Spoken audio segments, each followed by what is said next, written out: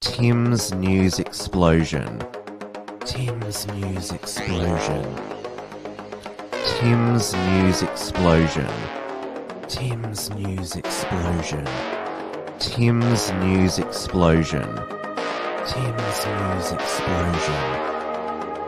Tim's News Explosion. Tim's News Explosion.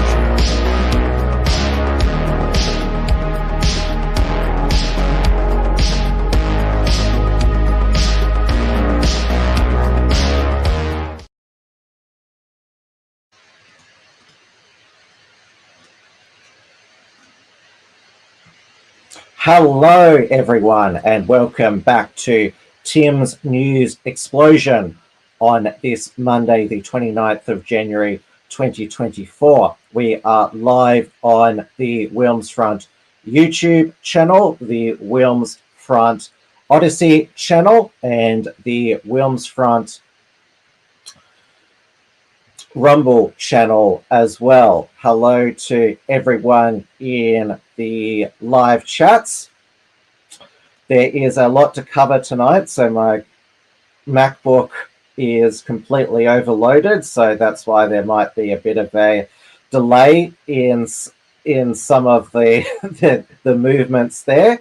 It is 9 p.m. here in Melbourne, Victoria, where I hope you all had an excellent Australia Day on Friday and long weekend, where we saw Thomas Sewell and the National Socialist Network up in Sydney send our political leaders and mainstream media into another meltdown, which did have the positive impact of sucking all the Australia Day coverage away from the Invasion Day savages, because the mainstream media, they'd been pumping up the...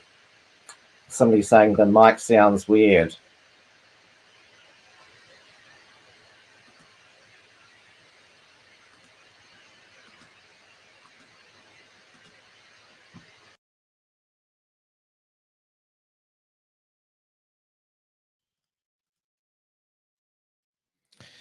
That should sound all right now. Everybody, I'll start again. It is 9 p.m. here in Melbourne, Victoria, where I hope you all had an excellent Australia Day on Friday and long weekend, where we saw Thomas Sewell and the National Socialist Network send our political leaders and mainstream media into another meltdown, which did have the positive impact of sucking all the Australia Day coverage away from the Invasion Day savages. Which deep down would have pissed them all off. The mainstream media, of course, pump up every year this non-debate about Australia Day being on January 26, even though we had polling from the Institute of Public Affairs that said 63% of Australians support it being on January 26, when 17% of Australians polled oppose. Now, I celebrated, as those of you who follow me on social media know, celebrated Australia Day at the Doncaster Bowling Club, an event hosted by dissident actor Damien Richardson. And I was wondering, at the back of my mind throughout the day, I wonder where Tom and the NSN will show up. I saw that one of the last things that Tom posted to his socials is that there would be a response to the decapitation, the dismemberment of the Captain James Cook statue in St Kilda a couple of days before Australia Day. And imagine my shock, there is no update from Victoria Police about any suspects, any progress of the investigation. Please let me know in the comments. I fixed the audio if there's any other issues there.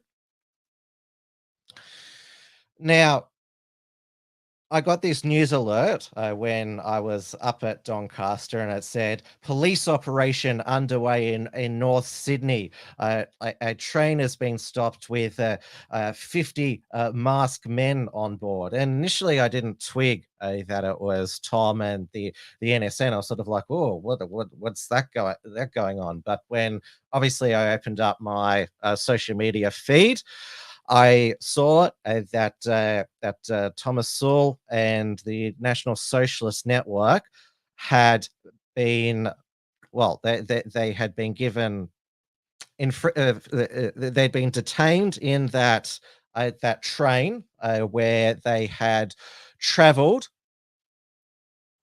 from the northern Sydney suburb of, I don't know the suburbs of Sydney there, but it was in they caught a train from, what's the suburb again? I can't remember it. Yeah, Armiton, that's what it's called. So they took a train from Armiton to North Sydney, and police must have had advanced knowledge of what the NSN had planned. Maybe they'd been monitoring, because they stopped the train and then got out each of them one by one, got them to remove those who were wearing face masks. They were called balaclava. They were described as balaclava wearing men. There were plenty of men on that train without face coverings. Obviously, Thomas Sewell. I had Michael Nelson Mickle, who was just live the previous hour. There was also Joel Davis as well. There was a number who were already not wearing face coverings there. So they got them all out, asked for their name and addresses. The 5 who it had deemed they were arrested, Mickle just before said that that's because they didn't have proper ID on them. And so police put out a statement at the time saying there was no ongoing threat to public safety. And so they confiscated a $10,000 camera that the NSN had, and there was already, like, the riot squad, public order, they were all there. So clearly this was well planned in advance by the New South Wales police. And they do have a much more draconian move on laws, and to ban people from areas. There does it, and they can in any area in New South Wales demand somebody remove their face covering. So in Victoria, it only has to be it can only happen in a designated area. And so I'm not sure if the NSN thought that maybe the New South Wales police might treat them differently from Victoria police, but yeah, New South Wales police, they know what powers they're allowed to use, and this was they'd already had the statement ready to go when Thomas Sewell and National Socialist Network arrived. Ready, Tom? Yeah. Yes. That's fine. Make sure we can hear you. Yep. My name is Inspector Deganars from Public Order Rights Squad. You're being served with a public safety order under Part 6B, the Law Enforcement Powers and Responsibility Act. I believe your presence in the Sydney City local government area poses a serious risk to public safety. This is based on your ideological links, including your associates, your previous attendance at ideologically motivated public order incidents, your criminal history of assaulting members of the public, and your goal of intimidating and provoking people.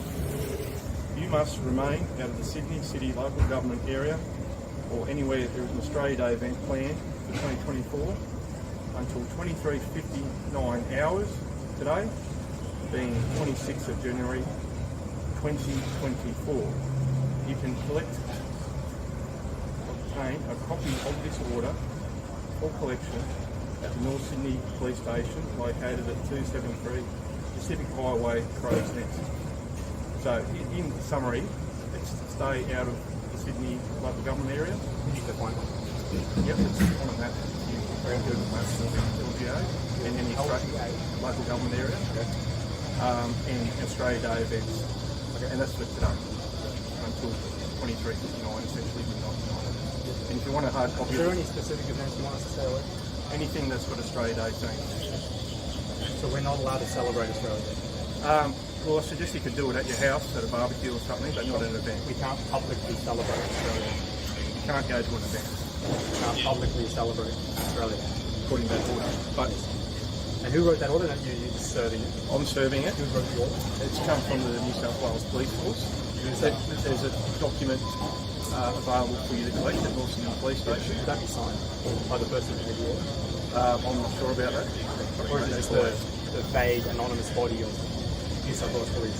In any case, Thomas, under the legislation, me reading it is So you're serving? It is served. Yeah. All right. And are we right now in the local government area? This is North Sydney. So this area here is okay, but you have been moved on from this area. Yeah, well, we've been moved on from the station. Yeah. We're away from the station now. So we're just wondering, where legally are we allowed to walk in Sydney as proud white Australian men on Australia? That's where we want. According to the order, you can't be in the Sydney local government area, Sydney City. The CBD. CBD, other terms, or any planned Australia Day events. So that's it. I can't elaborate further. There's a hard copy at the North Sydney Police Station. If you'd like that. Thanks for your time, Thomas. What an honour. What an honour. Do you want to go get the masks? Oh, sorry. Can you give him the money? So this was the piece of paper that was given to Tom, and the police officer reading it said that there was a hard copy, so they were banned from the Sydney City local government area or anywhere where there is an Australia Day event planned until 11:59 p.m. So does that include if there's a pub which I don't know has a band that's playing Australian songs? Is that an Australia Day event? And does that include the whole of New South Wales? Because New South Wales Police only have jurisdiction for New South Wales. So does that mean anywhere? Like if they just walk into, like I mentioned a pub, but say if there's Australian flags in an ice creamery, for example, is that considered an Australia Day event? I'm just all these hypotheticals here. Now, Senator Slayer, who is in the chat, I noticed as well about that cop. He was wearing a red armband, which it reminds a lot of us, and as Slayer says, the cop is wearing a Nazi armband. It sure looks similar. I mean, that's it's the day before a Holocaust Remembrance Day, which we'll get to. I mean, that could be very triggering for a lot of people. How did that pass even that would be a good idea for a New South Wales police officer to be marching around with a red armband? I felt like I was, punched in the stomach or stabbed in the heart by just seeing that there. And now also the mainstream media also arrived there in record time. We don't know whether they were tipped off as well. Now, Tom Sewell, to his, you have to give him credit. He's good at dealing with the hostile mainstream media, and so this is what I think maybe Channel 9 was the first on the scene there.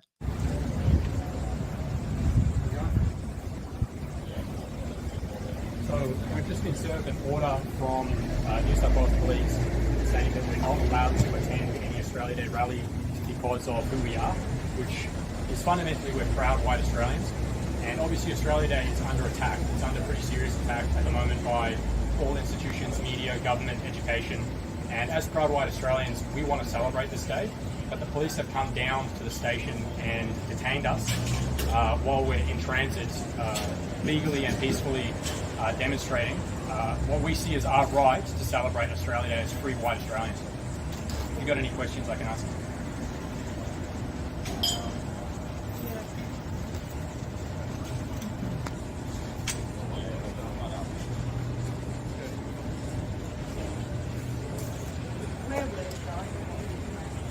You'll find that out later.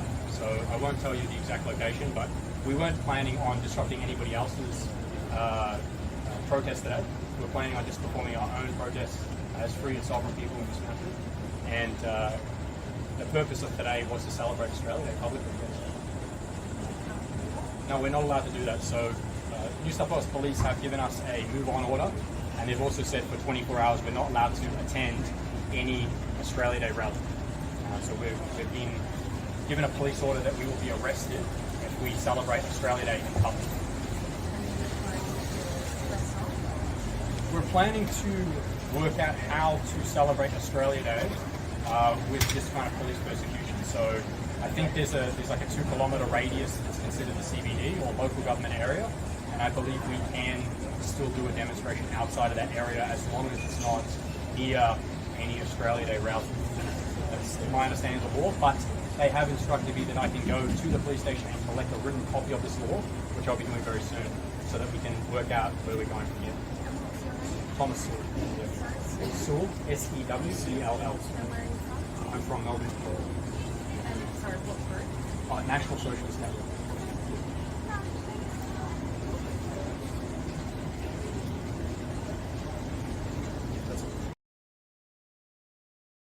Wolfman's blunt razor makes a good point. Cops never said they couldn't go to any anti-Australia Day event. Very good point. Because clearly they didn't want them in the CBD to disturb the already angry mob of Invasion Day protesters who were always shouting shame, shame, shame, and they had the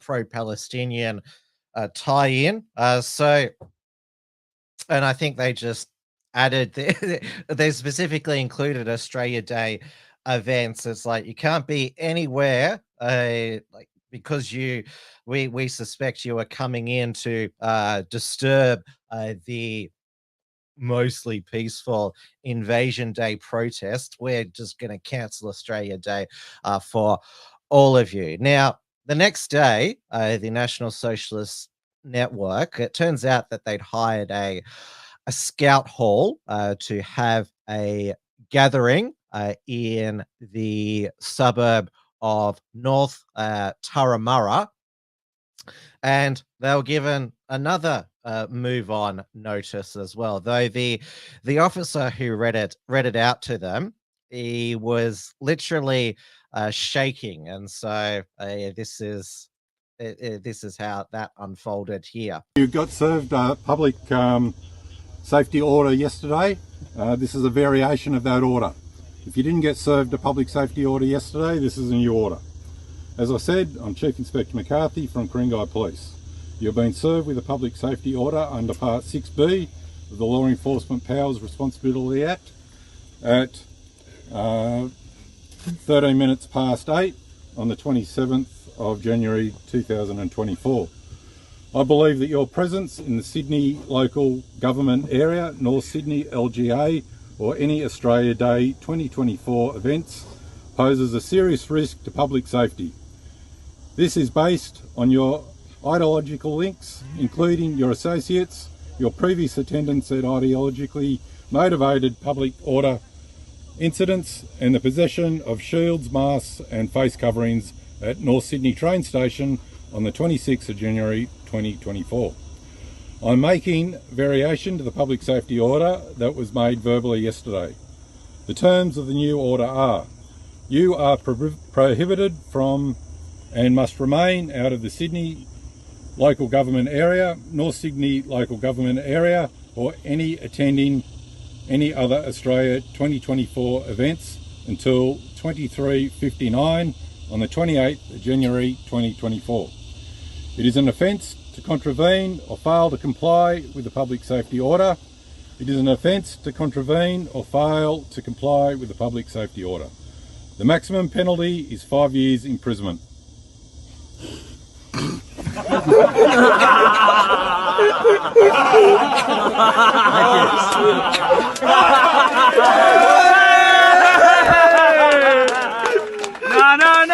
No.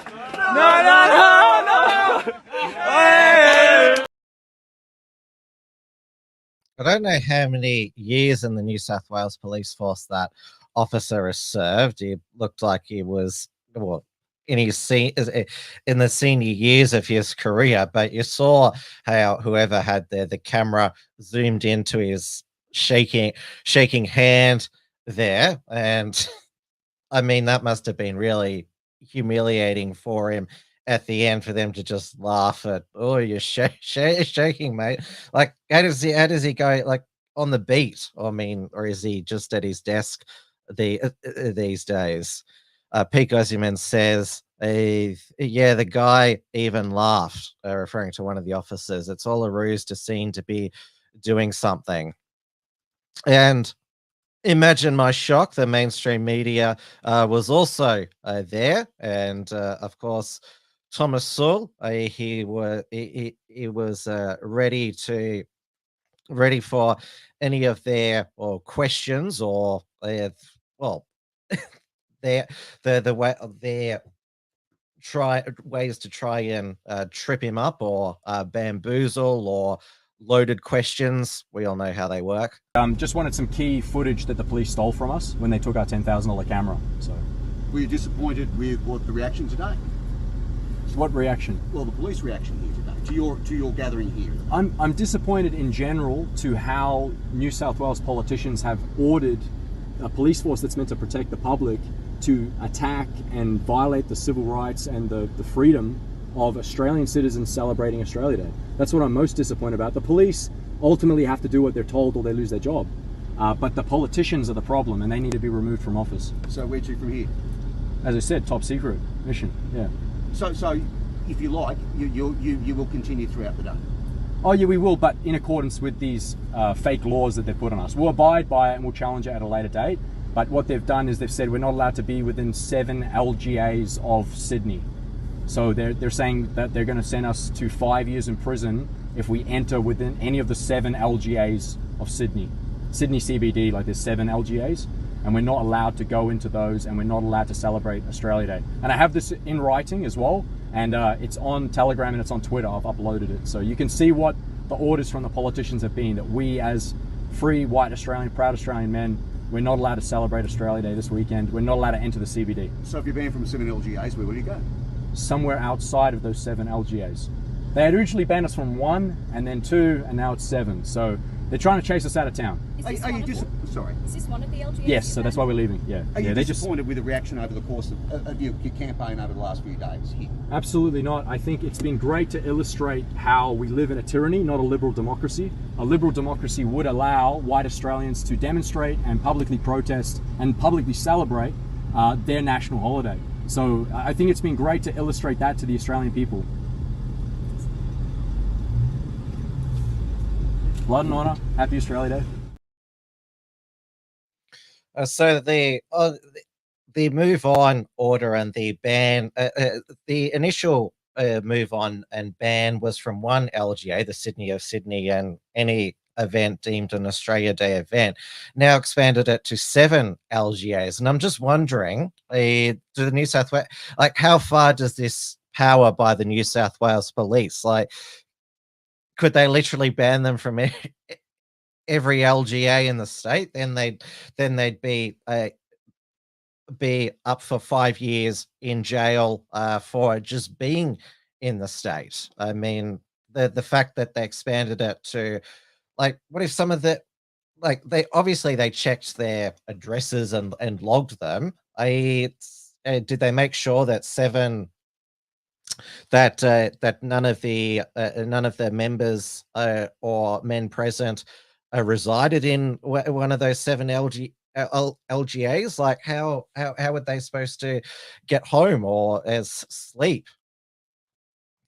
And so they went even harder the next day there. Well, in terms of the move on order, and Chris Minns, the New South Wales Labor Premier, he, of course, used this opportunity to show that, well, he, of course, condemned the NSN, which, I mean, I'm glad that Chris Minns clarified that he is anti-Nazi, because otherwise I would have assumed he was pro-Nazi. I mean, this is the ridiculous things. So hatred has no place in New South Wales. If these thugs try to pull a stunt like this again, they will be met with overwhelming force from the New South Wales Police. I don't want to give them the platform, but I do want to grandstand. I just added that bit in there. But I do want to make it absolutely clear, the white supremacist thugs who attempted to gather in Sydney's CBD yesterday, you are not welcome here. You have no place in New South Wales. Hate speech and white supremacy have no place in New South Wales and will not be tolerated. And Thomas Sewell replied, I want all proud white Australians to see what the ruling class think of you. If you're white and want to demonstrate on your national holiday, the politicians will order the police to use overwhelming force to stop you, while they use your taxes to fund gay and abo rallies. And now Chris Minns, he has already New South Wales beefed up their anti-vilification laws, and they're wanting to beef up the laws against inciting violence or intending to incite violence on various attributes.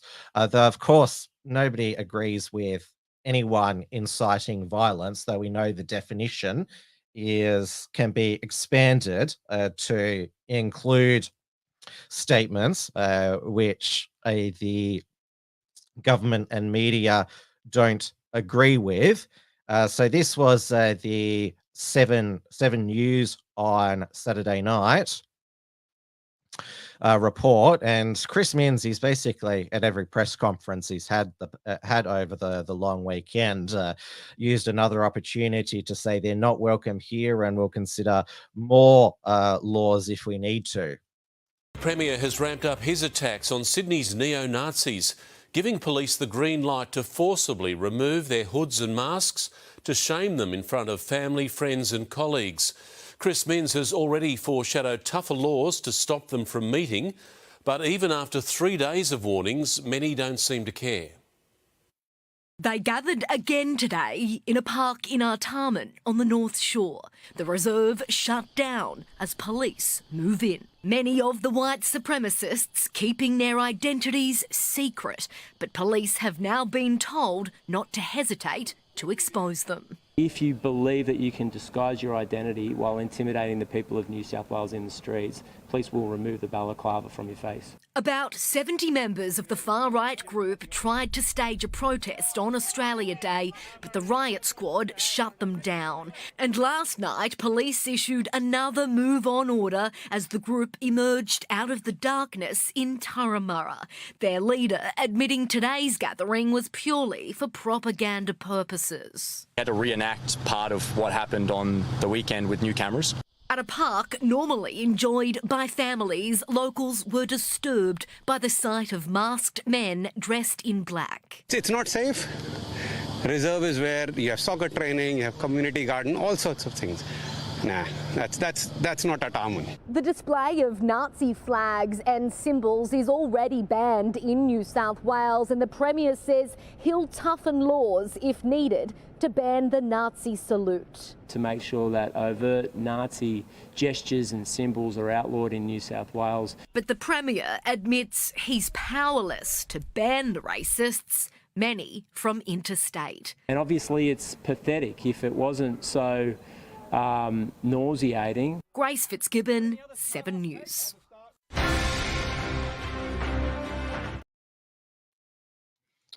And now, as far as I know, Nazi gestures and symbols are already banned in New South Wales. That's how they were able to charge a Sydney United fan with doing a Nazi salute at the Australia Cup final in 2022.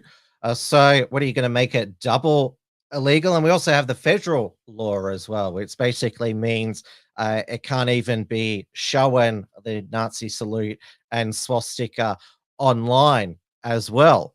And as Chris Minns said, he's not sure that he can ban them from the state. Well, many of them do live in the state, and as Pete Kosiman says, it's unconstitutional, so maybe just chill a bit. Well, the Constitution didn't mean much, as we know, during the COVID lockdowns and border closures. The Constitution says that trade, commerce, and intercourse, which is travel between the states, shall be absolutely free. And as Senator Slayer has made the point, they're wearing COVID masks, not balaclavas. You can clearly see that. And as Brucey says, wear the mask or else. Take the mask or else. Absolute psychopaths. So yeah, apparently COVID masks, well, black COVID masks are not okay anymore.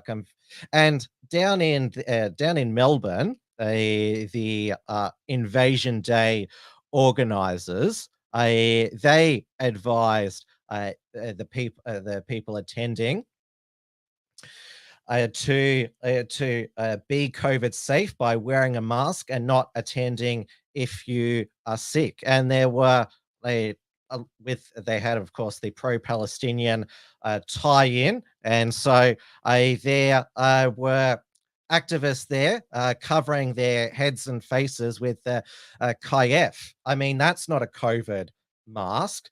How come they're not called cowards who are hiding their identity? I mean, so that's apparently okay. They're allowed to wear those. Antifa, they wear masks to events all the time, though they do use the cover of COVID safe, wearing those N95 masks. So very selective about who they want to unmask. And Chris Minns, he said that he wants to unmask them so that they can be doxxed to their friends, family, employers as a racist. And as part of his publicity blitz, he was on the Channel 9's Today Show with Sarah Arbo.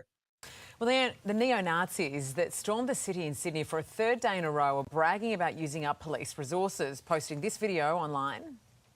We are the soldiers of our blood. We are the fighters of our nation. Blood and honor! Blood and honor! Blood and honor! Blood and honor! I mean, truly, New South Wales Premier Chris Minns is live in Sydney to respond. Premier, these guys are just hate-filled cowards, aren't they? Yeah, pretty pathetic. Most of the time they cover their faces with balaclavas. Many of them are from interstate and fancy joining a neo-Nazi group in 2024. I think most people, the vast majority of people that live in New South Wales at least, think that they're absolutely pathetic, and it's pretty embarrassing to dress up in all black on a 40-degree day when everyone else in the suburb is having fun and enjoying this great Australian day. I mean, when you mentioned there the fact that a lot of them were interstate, half of them came from Victoria. We know there's been a lot of activity down south around this neo-Nazi sort of movement, if you like. We can make a mockery of them. They are cowards covering their faces up, but at the end of the day, you do have to take it seriously too. We do, because the ideology that they're sprouting is so serious. It's toxic to our culture. It's designed to rip apart the cohesive community that we have in New South Wales and in fact in all of Australia, and I just think that we need to confront it head on, say to some of these young people who are considering joining it, you look ridiculous. It's absolutely pathetic, and what you're spewing on the streets of Sydney and Australia is hate-filled anti-Semitism, racism that you'll regret for the rest of your life. In New South Wales, the police have the right to take off your balaclava, to expose you and your identity so that everyone you know, your family, your friends, your employer, your co-workers will know that you're a racist. I mean, they have the powers to do that, so just go ahead and name and shame them, right? I mean, otherwise you're not going to be able to curb this kind of behaviour. You know, what are the legal powers that police have, or the government has, to take action against these guys? Well, on Australia Day, they did just that. On the scene, the police made a quick decision to issue a public order, which meant that this particular group couldn't go near any Australia Day celebrations, couldn't go to the CBD, couldn't go to North Sydney, and all of them, every single one of them, had to reveal their identity to New South Wales Police. 5 of them were detained until their identity could be established. That's exactly what happened. I don't think that's happened in any other jurisdiction. I stand to be corrected. That's what happened in New South Wales, and that will be what continues to happen. New South Wales Police are not going to be tolerant of this obnoxious and appalling behaviour by any stretch of the imagination. And the message to racists, particularly those from interstate, is that you're not welcome here, and we don't need you to celebrate Australia Day. No one does. Everybody had a great day anyway. Yeah, I know. It's awful to see them making a mockery as well of the system online and then refusing to pay those fines that have been issued. But let's see.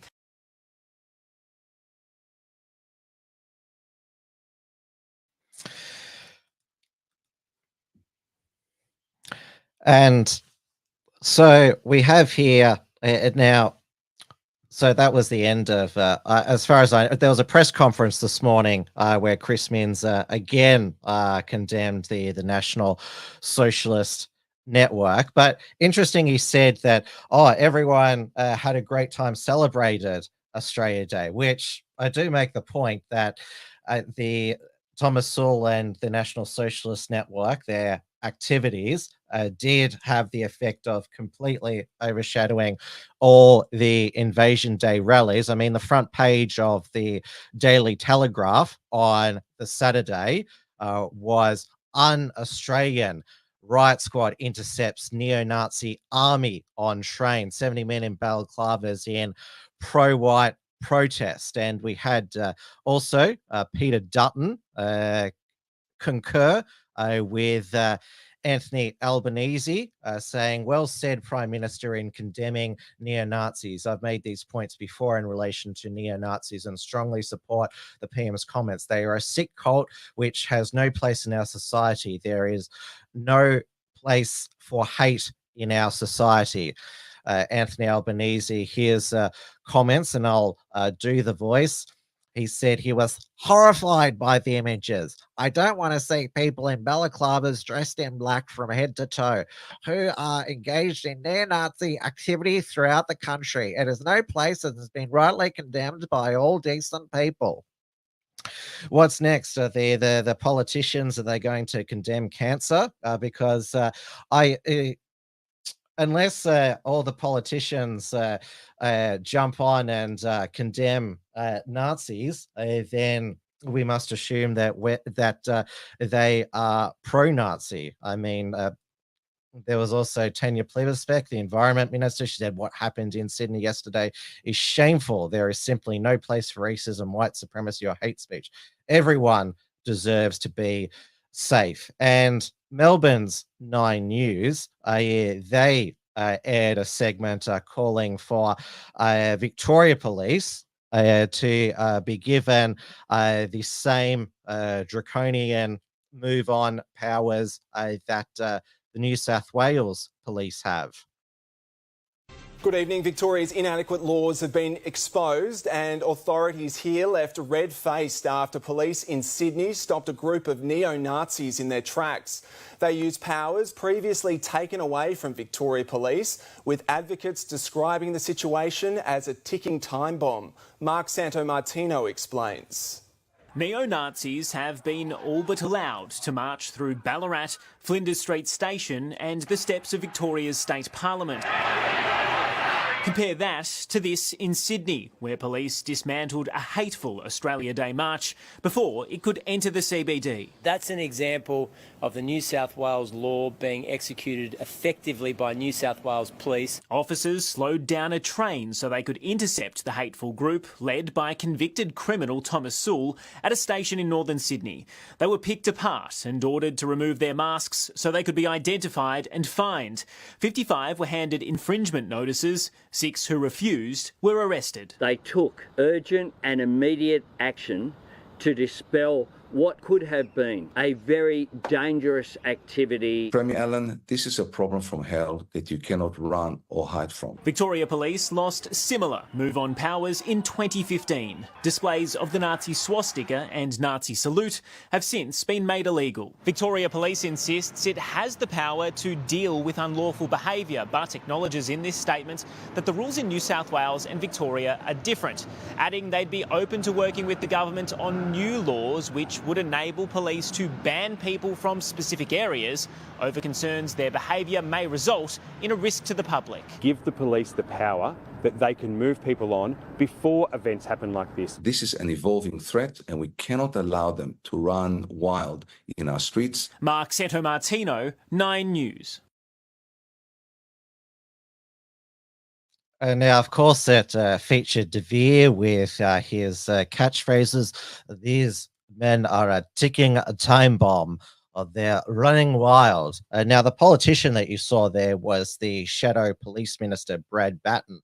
And the Liberal opposition, obviously we saw how Victoria Police were deployed during the COVID lockdowns when Dan Andrews was Premier. The Liberal opposition want to give Victoria Police even more draconian powers. Dan Andrews actually abolished the Move On laws when he was elected Premier, and has and the Labor Party has so far refused demands to bring them back. After the Liberal opposition, they tried to introduce them again into Parliament after the Caulfield standoff late last year. And the reason why there was only one anti-lockdown protest in Sydney in 2021 is because the next weekend, next Saturday, the New South Wales Police went around to all of those who were present and gave them banned them from the CBD LGAs. Joel Jamal made a video where he stated if he was anywhere near the Sydney CBD on that Saturday, then he would be facing 5 years in jail. Joel Jamal's disappeared. I haven't heard of him since last November, so I don't know what's up with that. Now, I saw in the comments, I think it was Brucey says, imagine if they dressed in all white or brown, what color would be acceptable? Now, for what it's worth, I do think that the National Socialist Network need to ditch the black bloc, because it's too easy for the mainstream media to paint them as sinister and claim that they're looking for violence and they're thugs, even though they've said that that's not what they're looking for. They're a peaceful activist group. And I was on Iron Duke 99 stream on Friday night on Australia Day, and I said I don't believe that they are advocating furthering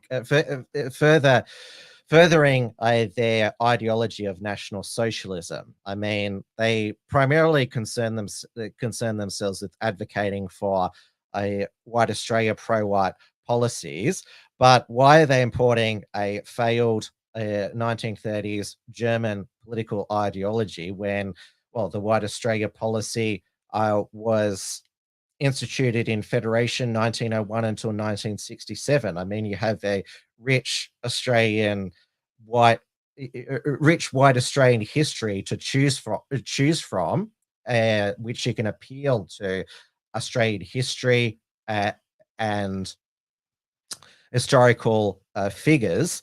And so, why are you bringing in this ideology that the white Australian Anzacs, because when the Anzacs in World War II fought against the Nazis, Australia had the white Australia policy, and post World War II, the Immigration Minister Arthur Corwell was determined that there would be no change at that time. Now, I'm not saying that I agreed with the white Australia policy. I'm not an advocate for National Socialism, but this is what my show is. I give my 2 cents, my free advice. It's for what it's worth. I mean, I'm very clear about my beliefs. I'm a libertarian. I believe in freedom, including for Nazis, National Socialists. I believe that they shouldn't be put on trial and sentenced to jail for raising their arm or displaying a symbol. I mean, we didn't have these bands for 75 years after the end of World War II, and yet Australia hasn't turned into Nazi Germany. And as Ron Nielsen says, White Australia policy has nothing to do with National Socialism. Correct. You can be a nationalist without being a no-no. Naughty Design says libertarians are anarchists without balls. Michael Malice. Michael Malice is a troll, so he's just trying to rustle people up.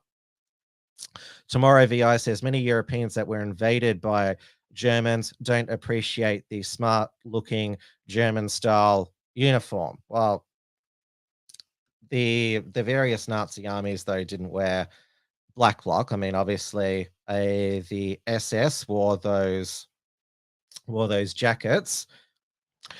Now, obviously, I mentioned that the next day after Australia Day, January 27th, is International Holocaust Remembrance Day, because we're told that there's not enough Holocaust education of the young. That's why there's so many young people at pro-Palestinian rallies. I mean, I remember from, as far as I can even remember, always knowing about the Nazi Germany Holocaust, where it wasn't just the 6 million Jews who were murdered, but there was also the Roma, Gypsies, the Jehovah's Witnesses, the homosexuals, the disabled, and just any enemies of the state there. And now Peter Dutton, he put out a statement on Holocaust Remembrance Day, where he said that, I'll just get it here. On International Holocaust Remembrance Day, we remember the 6 million Jews who are victims of the Nazi regime. We commemorate the lives of all those killed on October 7, and we pray for those still held hostage by Hamas. The coalition government will provide $8.5 million for Australia's Holocaust museums, which includes $5 million to research, design, and develop commemorations and exhibits for the October 7 attacks. The victim stories will be told, their memories enshrined, and their bravery preserved. And the exhibits will remind Australians of the modern dangers of anti-Semitism. Now, I'm sure that the various Jewish museums across the world will commemorate the 1,200, not just Israeli Jews, but there are also Thai farm immigrants that were also murdered. There was a whole bunch of other ethnicities that were murdered by Hamas on October 7. But why do we constantly need to give all these government grants to these groups? I mean, we are in a cost of living crisis. So really, we have here, and we had late last year, Mark Dreyfus give $27.5 million to the Council of Australian Jury for school protection, and that is over 2 years. I'll just bring that up here. So this was given by the Attorney General's Department, $27.5 million to the Executive Council of Australian Jury from 21st of December until 18 months, 30th of June 2025. I mean, this is the thing. Governments dole out our money to, whether it's museums, arts, sports, there's always a justification for all of them. And now, the reason why 27th of January is chosen as International Holocaust Remembrance Day is because that's when the Soviet Red Army liberated the Auschwitz death camp in Poland. And you see pictures and videos of the liberation. But Anne Frank's stepsister, Eva Scholes, told Piers Morgan in 2020, when it was their 75th anniversary of the liberation in Auschwitz, that those photos and videos are actually reenactments. And something I wanted to point out to you, you know, there are many pictures about the Russian liberating Auschwitz, and there's never any snow. And the snow was honestly that high. And so I have some connection with the Russian embassy, and I was there once, and I said, something puzzles me. Those photos are fakes, because there's no snow. And they said, well, yes, they are not fakes, but when the army came, they didn't have cameras, they didn't photograph. So only much later, when they realized we should have pictures of it, they took pictures like you see now, but this is definitely not in Auschwitz and not the liberation of Auschwitz. There were not that many people with clothes and children and no snow. Right, fascinating. So I think historically we should point this out. Get it right. Yeah, so that was on Good Morning Britain with Piers Morgan back in 2020 there. So interesting historical fact there. And now also on the 26th of January, it's not just Australia Day, it is also a Indian Republic Day when the Indian Republic was proclaimed in 1950, and Anthony Albanese put out a statement which said, Republic Day is an opportunity to, I should do the voice. Republic Day is an opportunity to celebrate India's extraordinary success across more than 7 decades of independence. Since independence, India has drawn on the vitality and diligence of its people to build a modern nation defined by innovation and success. Our shared national days, we also have an opportunity to celebrate the depth of our friendship. Australia and India have never been closer. The bonds between our two nations are lifelong and intergenerational, built on the deep and enduring links between our people. The Indian diaspora in Australia is the lifeblood of our friendship. Importantly, ours is a relationship with a bright future. As we together honour and cherish the region, we can go home, and we are united in advancing and preserving an open and inclusive, stable and prosperous Indo-Pacific. On Republic Day, I'm delighted to extend my congratulations to all who celebrate the great achievements of the Republic of India. And we had Peter Dutton concur with a statement of his own that he put out. I'm not sure if I can do a Peter Dutton voice.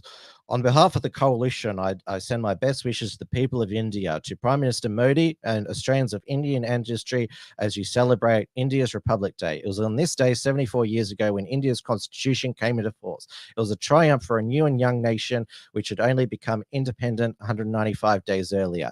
During the historical event in 1950, the first president of India, Dr. Rajendra Prasad, famously said, our constitution is a democratic instrument seeking to ensure to the individual citizens of the freedoms which are so invaluable. India has never prescribed or prosecuted opinions and faith, and our philosophy has room for as much for a devotee of a personal God as for an agnostic or an atheist. We shall therefore be only implementing a practice under a constitution what we have inherited from our traditions, namely freedom of opinion and expression. Today, as Australian stupendously celebrates our National Day and their own modern democratic achievements, we extend our congratulations to our friends in India. Each year, Australia and India open new pipelines of friendship and opportunity and enterprise, which multiply the connections between our two nations, a true sign of the growing strength of our democracies. Happy Republic Day to India, the on Peter Dutton there. And now, Peter Dutton and the Liberal Party, obviously, they support Australia Day. They have promised to legislate if they win the next election to enshrine Australia Day in legislation, that it are going to be changed through a plebiscite. A future anti-Australian government could simply repeal that law and change the date. Though maybe Peter Dutton, given that he put out a letter for India Republic Day and a statement for International Holocaust Remembrance Day, maybe he will combine all three. I mean, we know that Peter Dutton is Israel first, India a very close second, and Ukraine third, and Australia last. But at least he does recognize Australia, unlike Labor and the Greens. I mean, Anthony Albanese, did you see his Australia Day message? I will not play it for you, but look at his backdrop there. It's just some yellow wattle. There's no Australian flag. No Labor cabinet minister posted the Australian flag on their social media feed in any photos on Australia Day. But there were some Aboriginal flags. But Anthony Albanese, of course, says, we have no plans to change the day of Australia Day, just like we had no plans to change the stage 3 tax cuts. I mean, Anthony Albanese and Labor, they would change the day of Australia Day if they could get away with it. I mean, they probably would have tried if their Aboriginal voice referendum had been successful. And in the lead up to Australia Day, did you see the gaslighting that was undertaken by the anti-Australia Day mob? They're like, oh, I can't believe you're so triggered by a supermarket not selling Australia Day merchandise. Or you're the ones who started it all by getting triggered about Australia Day and screaming like banshees, shame, change the date, no pride in genocide, always was, always will be. Those who gather in the CBD, they're not about changing the date. They're about, well, not just abolishing the date, but abolishing Australia. They believe that Australia has a shameful history, even though at the Gabba on the final test, which Australia lost, Pat Cummins, the captain, and Steve Smith, the former captain, both supported changing the day, but there are Invasion Day protesters out the front saying no justice, no sport, which is a play on Black Lives Matter, no justice, no peace. And so it's never enough. This is the thing. And speaking of people triggered over supermarkets, now Coles did sell Australian Day merchandise, but somebody was triggered that they were selling Australia Day merchandise, so spray painted no pride in genocide with the Aboriginal flag in front of Coles there. So you're the triggered ones. I mean, the fact that you have to scream and rage and get triggered and angry by any Australian flag. And also we've now had 2 Captain James Cook statues, or in Edinburgh Park, it was a plaque for Captain James Cook that was knocked over. And now Victoria Police, as I said, I doubt they'll put much resources into catching the Captain Cook decapitators, and they also vandalized on the same day the Queen Victoria monument. I'm surprised they haven't started a campaign to rename the state of Victoria. So this is what they did. They knocked over, sawed off the Captain James Cook monument in North Fitzroy in Marra Gardens, and the Yarra Council, they are considering, well, keeping it permanently down because of repeated vandalism. So they are giving in to these suburban terrorists, and these suburban terrorists, they cover their faces as well. They're cowards as well. Aren't they proud of their vandalism? And there was also apologists for them saying, oh, why is there even these statues to Captain James Cook? I mean, so we can just go and tear down, decapitate any statue we like. I mean, in future, if there is the Dan Andrews statue and it gets decapitated or thrown in the Yarra River, is that going to be so, oh, this is political violence? Oh, how dare they do that to Daddy Dan?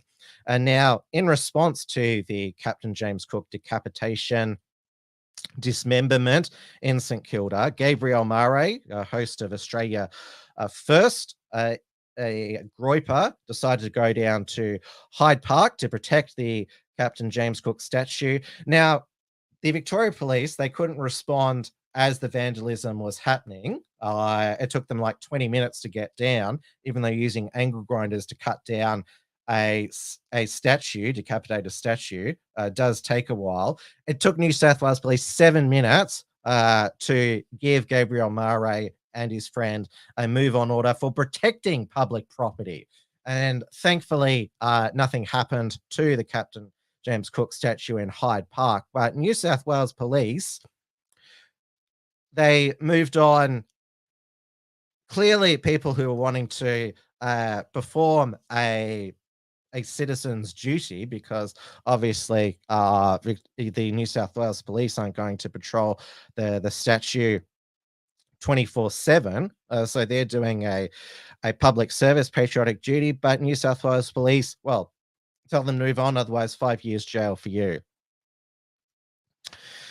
Protecting public property isn't illegal, by the way. Well, I didn't think so either. Now, as I mentioned, Anthony Albanese announced that he'd said for years that there was no plans to change stage 3 tax cuts. Well, he announced plans that to change the stage 3 tax cuts last week at his emergency cost of living meeting in Canberra with his MPs, which cost the taxpayers at least $1 million in travel expenses and puts CO2 into the atmosphere, which Chris Bowen tells us not to expel. So he's halved the tax cuts for upper high middle income earners and said that there's going to be tax cuts coming in for July for low and middle income earners. So he's banking on that there's more people in the low and middle income, more voters who will vote for him because he gave them a tax cuts than those who will be pissed off that he's reneged on his word. He claims that he hasn't lied, broken a promise, but at the very least, he's being sneaky and tricky by saying we have no plans to change. That is code word again for, as with Australia Day. They would change if they can get away with it. And Anthony Albanese now thinks he can get away with changing his plans. So when a politician says we have no plans to change, or that's not something we're contemplating, that's not ruling out saying that this is what we are promising. This and that any suggestion that we're going to change that is wrong. We're keeping this, end of story, full stop. So that's the only time that that a politician is ruling out something. That's why Julie Gillard, her prime ministership was terminal since she said there will be no carbon tax under a government I lead, and I rule out a carbon tax. Because she said no carbon tax, I rule out a carbon tax. Anthony Albanese, he gave himself a lot more wiggle room. And Jim Chalmers, the treasurer, today was asked about capital gains tax and negative gearing, and said that's not something we're contemplating. The policies they took to the 2019 election, which they lost, again, that's not ruling it out. And as difficult nerd James Newbury pointed out, that you increase taxes on poor and middle income people by $1,500 by ending the low and middle income tax offset, now giving them back $800. There's still $700 worth up thanks to your tax increases, and they know it. And so you should be thanking the government that, well, again, a libertarian philosophy, taxation is theft. Oh, thank you, our benevolent leader. You're stealing less of our money. Praise you. And Anthony Albanese, there was a Morgan poll tonight, which just has Labor just ahead, 50.5 to the coalition's 49.52 party preferred. He was booed when his name was announced at the Australian Open tennis final. On behalf of Tennis Australia, I'd like to welcome Victorian Governor, Her Excellency, the Honourable Professor Margaret Gardner, the Australian Prime Minister, the Honourable Anthony Albanese, the Deputy Victorian Premier, the Honourable Ben Carroll. Thank you.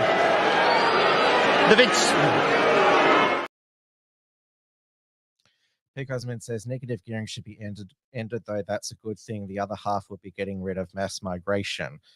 Well, negatively geared properties, they're mainly still rented out. Mass migration is the main thing that would help stabilize housing prices at the very least, increasing the supply of housing. I mean, Javier Milei in Argentina has deregulated the housing market, and that has seen a 15% drop so far in housing prices. So governments just need to get out of the way when it comes to housing.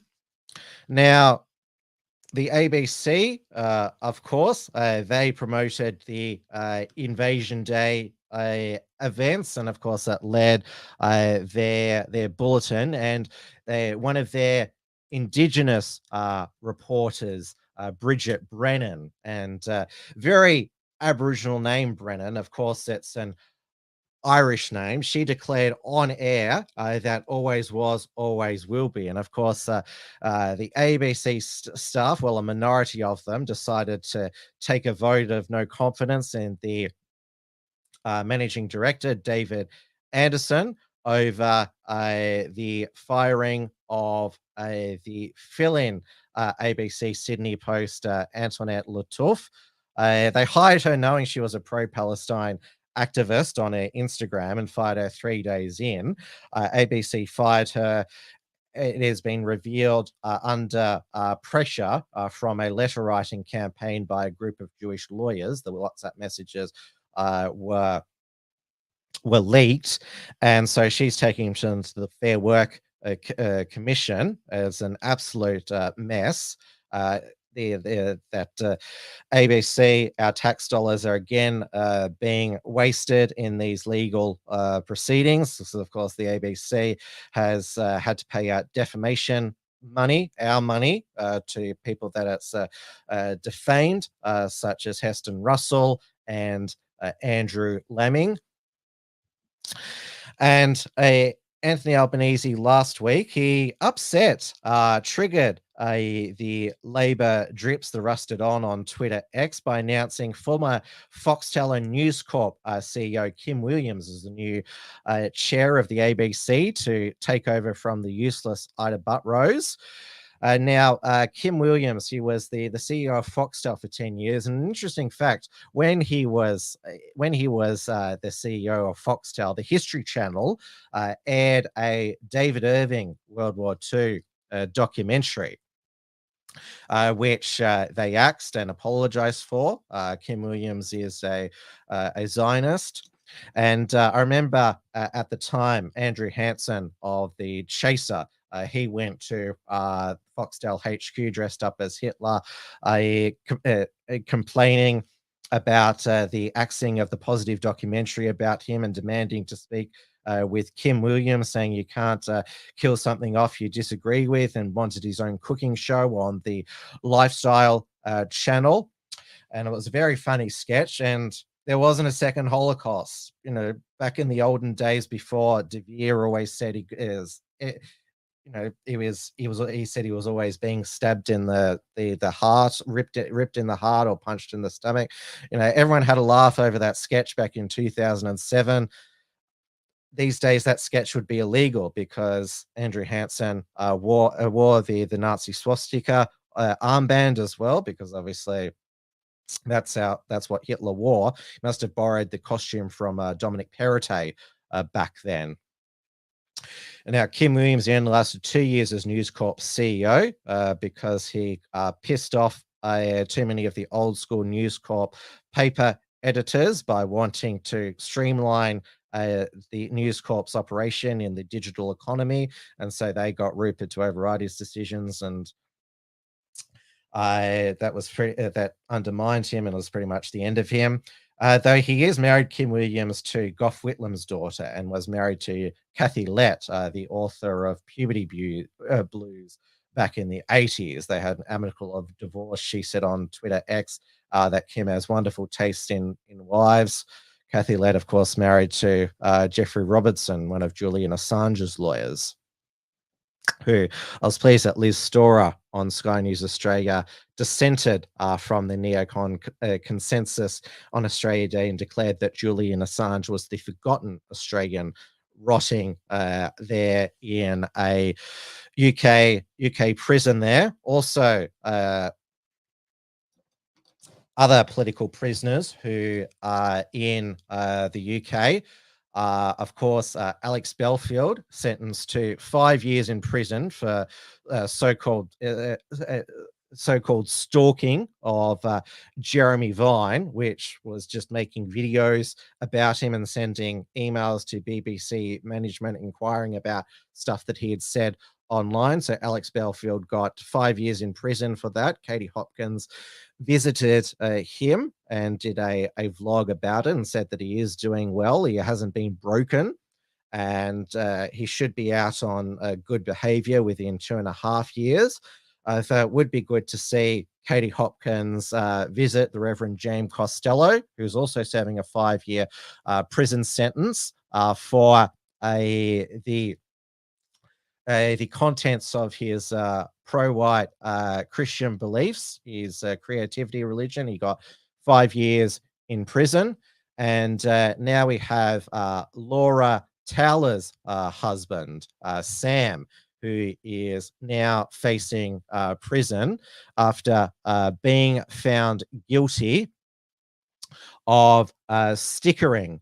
So he put out stickers, pro-white stickers, such as "White Lives Matter." It's okay to be white. We were never asked white people to become a minority. So this is a give and go put out by Mark Collette. So it says Sam Miller was found guilty of speech crimes in Leeds Crown Court. Sam produced over 300 stickers bearing a number of slogans. During the opening stages of the prosecution admitted that the language used on the stickers was in fact lawful. During the trial, the jury was told that it did not matter whether contents of the stickers were true, as the truth is no defense in such a case. This has to be one of the greatest miscarriages of justice we have ever witnessed. A body of work which was deemed lawful and the contents of which was all true, but has resulted in a man being found guilty on the basis of his perceived motivation. Sam is a husband to Laura, a father to Catherine, another baby on the way in just 12 weeks. Sam is a hardworking man with a big heart who's gone out of his way to help others and support those around him who were in need of help. Now Sam needs your help. Sam will be sentenced on 1st of March and will likely face a custodial sentence measured in years. Before that happens, it'd be great to raise a small sum of money in order for Sam to take his family away for a week, to allow them to break what has been and continues to be a nightmare that has lasted for years. Throughout all of this, Sam and Laura have remained strong and upbeat, and amazingly, both of them are still smiling and remain committed to the struggle. Please consider giving a small amount to help them in their time of need. Now, where is the Free Speech Union in decrying the political persecution, the speech crime conviction of Sam Miller? Where is Andrew Doyle of Free Speech Nation on GB News? He's blocked me on Twitter. And this was also what Tommy Robinson asked. Where is GB News? He screened, because he's actually banned from London, Tommy Robinson. He screened another part of his Rape of Britain documentary, which is now on Rumble. This was because the grooming gang scandal, like GB News, Talk TV, still obsessed with, Meghan Markle and all of that sort of stuff, while there is still lack of accountability for all of those who covered up the activities of the grooming gangs for fear of being called racist. We'll just give a recap so far of what we've exposed in this documentary series. We've exposed a senior ranking West Mercia police officer who was receiving money off Pakistani rape gangs. How many in the mainstream media reported on that? None. I'd like to ask you this. You're going to see in this film corruption to the highest level from the police. What I'll ask you, where are GB News? Where the fuck are you? How come you're not covering any of these stories? Do you know the important thing is that we have citizen journalism, we have independent media, and every single one of you who now act as the media. It's important that you share this film. Again, our survivor is here today. I'm losing my voice already. Our survivor is here today. Just for 1 minute, listen to this story and try and think of going through any of the things that they've gone through as a family. We'll now play the film. And it's good to have Tommy back. And obviously, Mark Collette, Laura, Sam at Patriotic Alternative, they are ethno-nationalists who do discuss the Jewish question. Tommy Robinson is a civic nationalist. He's a Zionist, yet he was kicked out of the march against anti-Semitism in London. So Tommy has a new news website, urbanscoop.news. So his Rape of Britain, as I mentioned, is now on Rumble. So definitely check that out. Now we have the British authorities consistently persecuting white men, demonizing them. They are responsible for everything that's wrong in the world, and shouldn't be surprising then that, well, they're not wanting to fight for their country. And this is a Western phenomenon. The US are not reaching their recruitment targets, neither is the Australian military. And you had the Army General, Sir Patrick Sanders, say call for a citizens' army, that we need to, young people need to be taught how to fight for a possible conflict in Russia. Young people need to be ready to die for globo homo in Ukraine and in the Middle East as well, whether it be in Israel, Yemen, or Jordan, or Iran. And former Prime Minister Boris Johnson, this was his cringe video about General Sanders' call for a citizens' army.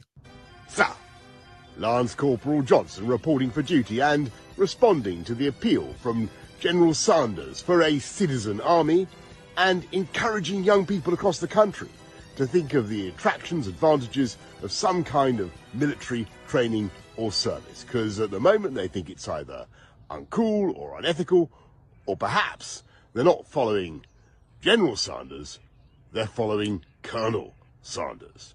To find out what we need to do about it, read my column in the Daily Mail. No, Boris, I didn't read your column in the Daily Mail. I mean, seeing that video made it clear that your column was not worth reading. And I would say that probably you're the one who's by the size of you eating too much Colonel Sanders there. I mean, you've got so many children these days, to all the wives that you've had. You probably order the family buckets, and it's like, oh, there's oh, nobody wants some. I'll finish off these multiple family buckets that I've gotten. Are you going to sign up your children to fight in Ukraine against Russia and for all the other neocon projects? I mean, is Konstantin Kisin, is he going to raise his children to also fight as well? I don't know if Douglas Murray has children. I don't think he's a homosexual. He just had an interview with Benjamin Netanyahu, which will air on Talk TV. He probably had to change his pants afterwards, probably creamed them as soon as Bibi sat down. And we had a neocon, a war hawk, a write for Sky News Australia, Alexei Maraviv, say that are we ready for an all-out war with Russia? Australia must consider mandating national service to build our trained reserve while we still have time. I mean, would you fight for your country the way that it currently is, that the current values espoused by our leaders, the way that it has treated you? And now, of course, over in the UK, I mean, fighting a war with Russia, the UK can't even defend its English Channel. It's the dinky divers. It's still an open borders policy. Rishi Sunak, Roland Rat has promised to stop the boats in mass migration. He's just taking you for a fool, though. In the United States, and this is what I titled the show, could be heading for a second civil war, because there was the amazing, unbelievable Supreme Court decision, shocking Supreme Court decision, scandalous, abhorrent Supreme Court decision that the Biden's border force, the ICE, could remove the razor wire that the state of Texas had put at the US-Mexico border to keep illegals out, and all the females on the Supreme Court voted for it. Ketanji Jackson Brown, Sonia Sotomayor, Elena Kagan, Trump appointee Amy Coney Barrett, and Bush appointee Chief Justice John Roberts. And I meant to include John Roberts there as a female there. He's proven himself to be a mangina on the Supreme Court, basically turned into a liberal, though he was appointed by George W. Bush. I mean, the only reliable conservative vote on the Supreme Court that Trump nominated is Brett Kavanaugh, because Neil Gorsuch, he voted with the Liberal justices, John Roberts, that the protection of LGBTQ rights was protected under sex civil rights laws. So Neil Gorsuch is unreliable as well. And so Texas Governor Greg Abbott, he is going to defy and block the Biden border officials from taking down the border razor wire. And in fact, the Texas National Guard is going to be putting out more razor wire. And 25 Republican governors, including the rhino governors like in Ohio, I have co-signed the letter that they believe that Texas has a right to protect its border. So the statement says, so this is what the Attorney General of Texas said, Ken Paxton, who the rhinos tried to impeach. The destruction of Texas border barriers will not help enforce the law or keep American citizens safe. The fight is not over, and I look forward to defending our state's sovereignty. So Governor Abbott lambasted Joe Biden for failing to enforce immigration laws and thereby violating his own oath of office. He declared an invasion under Article 110, Clause 13, Texas right to self-defense. So it is good that the Republican governors are backing. Now, what Biden might do is federalize the Texas National Guard, which means that the Texas National Guard have to obey orders from President Biden. I've only seen this happen in the television show Designated Survivor, after the Capitol building is blown up, blamed on an Islamic terrorist.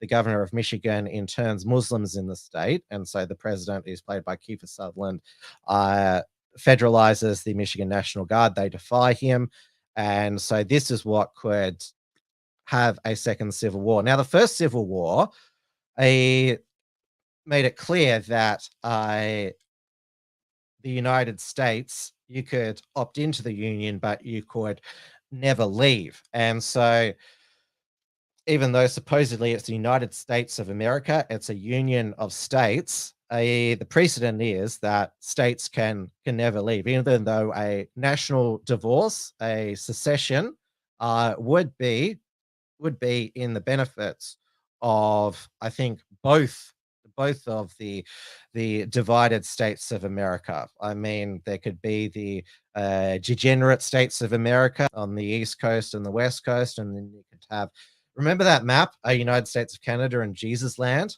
It's from 2004. Maybe just have the borders like that. And now Donald Trump, he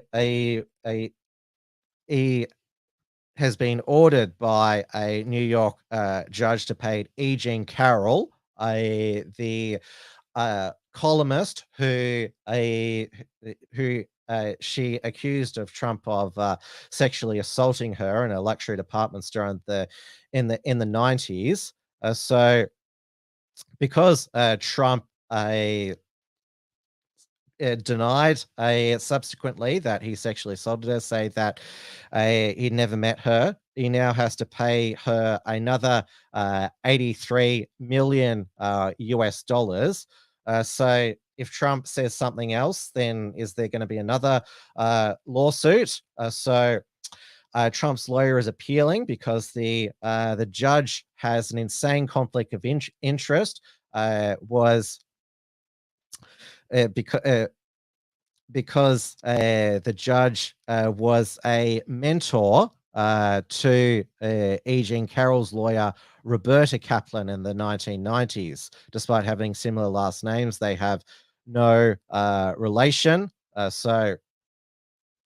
And remember, Trump said in the CNN town hall that he wasn't allowed to mention things such as a cat being named Vagina.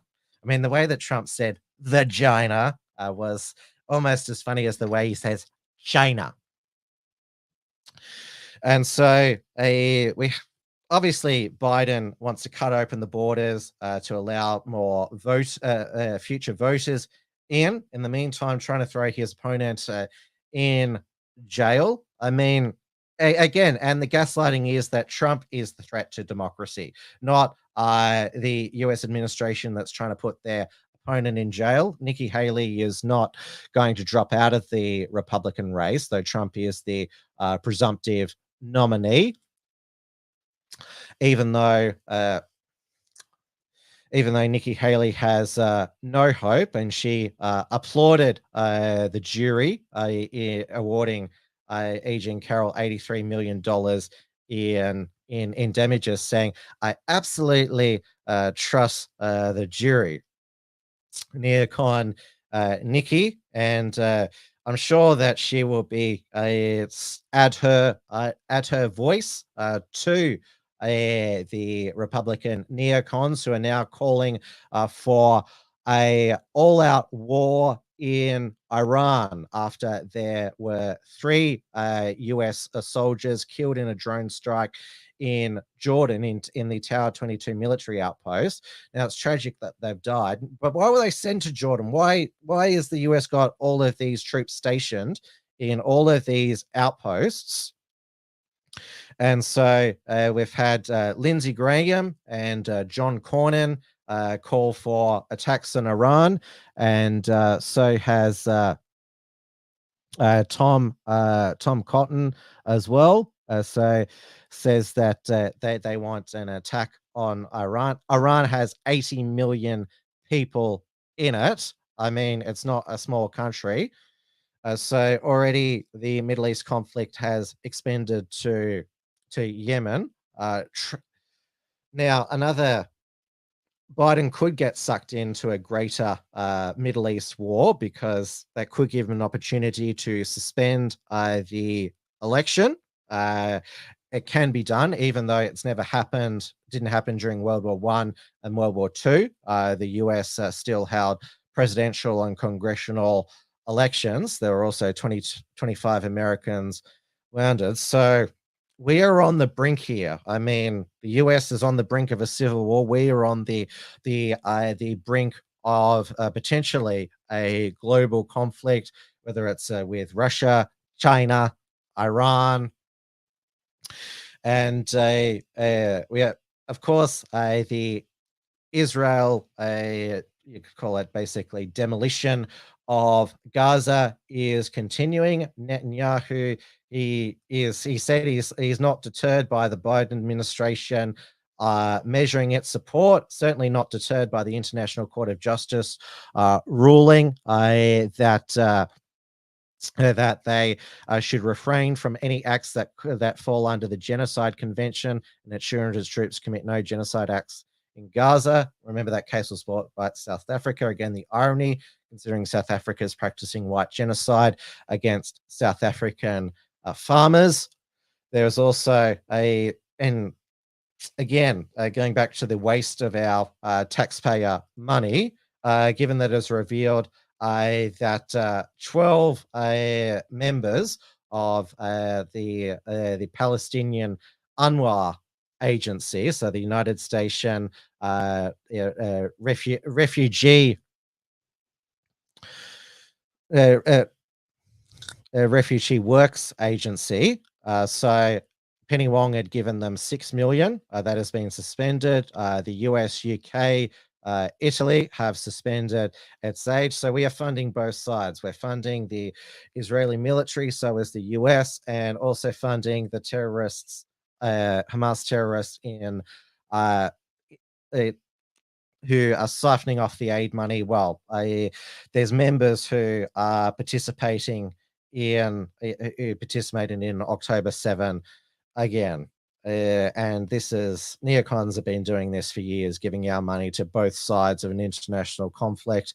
The side that they're fighting now, they funded 10, 20 years ago. I mean, it is absolutely obscene. It has led to atrocities, murder of hundreds of thousands, and made us in the West impoverished. Also meant that there's a mass migration, people movement to our countries, which destabilize our countries because multiculturalism doesn't work.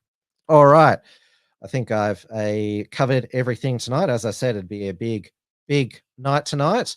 Now, I hope you enjoyed my Wilmsfront episode with Ben Shand, the Dusty Bogan Christian lobby last night. Now, remember, I announced the winners of the annual Unshackler Awards on Wilmsfront last night. They'll announce it again, but you can check out the winners.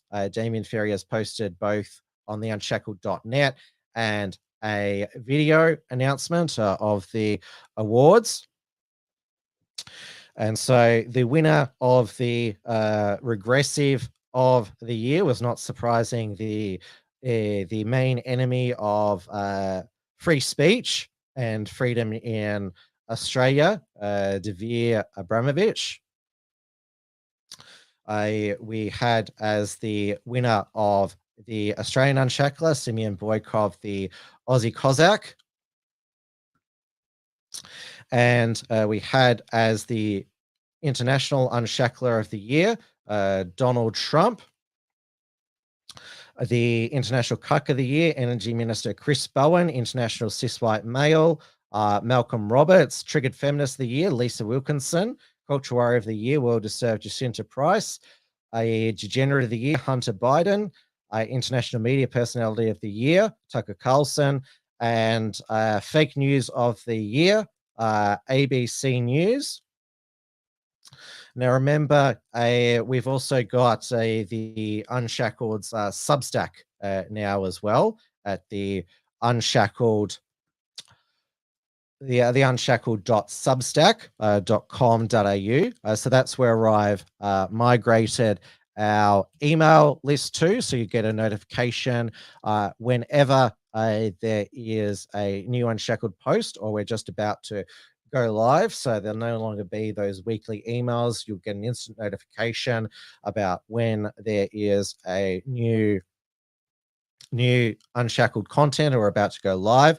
And you can also take out a Unshackled paid subscription there, $5 per month. And there is also, of course, our paid membership at the unshackled.net/membership, $5 per month, bronze, $10 per month for silver, $25 per month for gold, and $50 per month per platinum. We also have a founding member membership over on Substack for $500 per year. Now, I'll see you all certainly next Monday, 9 p.m. Melbourne time on the Wilmsfront channels.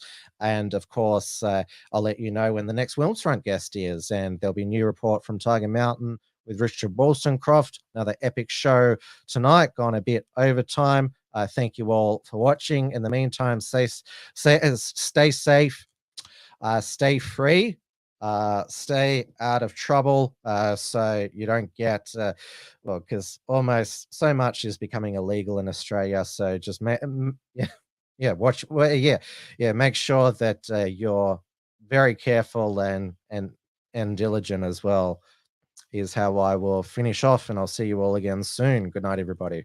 Tim's News Explosion. Tim's News Explosion. Tim's News Explosion. Tim's News Explosion. Tim's News Explosion. Tim's News Explosion. Tim's News Explosion. Tim's News Explosion.